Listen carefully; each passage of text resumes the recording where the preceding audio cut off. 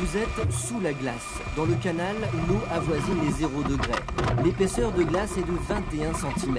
Dans ces conditions, les gendarmes de la brigade nautique doivent malgré tout s'entraîner pour être prêts en cas d'intervention, accident ou recherche de personnes disparues.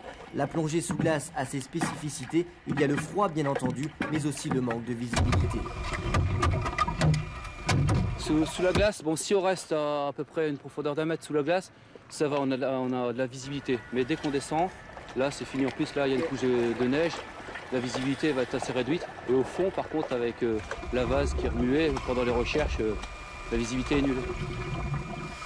Dans ce type de plongée, le fil d'Ariane est plus que jamais le fil de la vie. Il relie le plongeur à la surface. Sans cela, le trou est quasiment introuvable.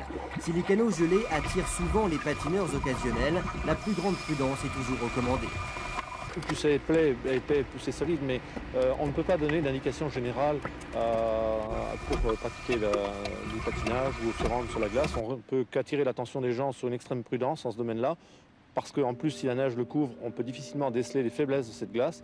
Et donc, une recommandation générale, la plus grande prudence s'impose. Simulation. Si vous êtes témoin d'un tel accident, 2 conseils primordiaux sont à retenir pour venir en aide à la victime.